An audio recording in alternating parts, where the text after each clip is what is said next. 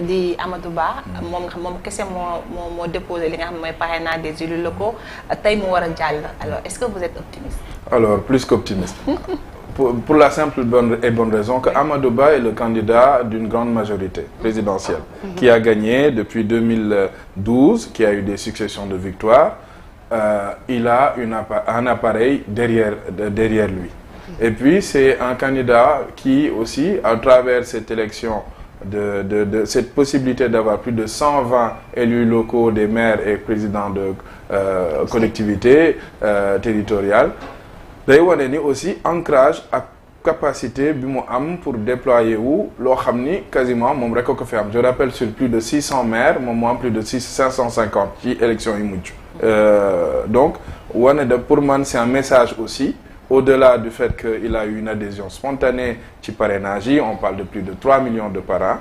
Mais dafa wane ni moom il a un ancrage local avec un appareil qui est déployé sur l'étendue du territoire, mais aussi au niveau de la diaspora. Donc, on a bien hésitation, ni notre candidat va passer haut la main cette étape de parrainage. Très bien, c'est une très bonne chose. Vous faites qu'il y ait optimiste dans le même sillage. Amina, dès le début de cette émission, apporter ce soutien à Amadou Ba. Pourquoi vous avez porté votre intérêt sur lui? Alors, déjà, je pars d'une analyse de citoyen engagé, qui aime son pays. Beaucoup, déjà, je tiens à le souligner par preuve d'objectivité et de transparence, que beaucoup, APR, beaucoup, dans aucun parti. Voilà, c'est un engagement citoyen. Dans ma nek nit ko xamni dafa bëgg réewam comme beaucoup d'autres, am jangat ci ni réew mi di doxé depuis quelques années. Surtout depuis 2021. Dëkk bi nek ci ay guddi yu bër setagul, ñi tiit lo xamni musuñu ko gis fii ci Sénégal mu noonu nag ay concours de circonstances yu bëri climat politique. Donc man le président Amadou Ba gëm ni c'est d'apporter mon soutien parce que c'est un homme d'État. Pour moi c'est l'homme du pays. Parce que gëmuma ni Sénégal li tax muy dem aujourd'hui c'est une candidature de rupture et de radicalité. Dire ça lépp baax na on n'a plus rien à faire. Dire ça, ça veut dire qu'il faut un homme de consensus, un homme d'une très grande qualité avec des attributs. Son parcours d'homme, il a eu de très bons résultats. À la fois en avec DGID, il a été aussi là un grand artisan du code des impôts utilisé Taïdi.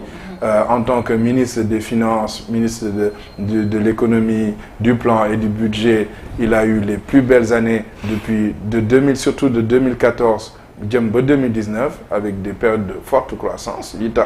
Le phase 1 PSE, donc opérationnalisé. Amadou Ba aussi il a une très bonne image, à la fois au plan international mais aussi national. Il a une crédibilité, il a une Canada parce que aussi, si nous avons toujours en autarcie, madame, si c'est bien, il faut que tout le monde on vit dans un monde, c'est un monde d'économie de marché, un monde où il a un impact.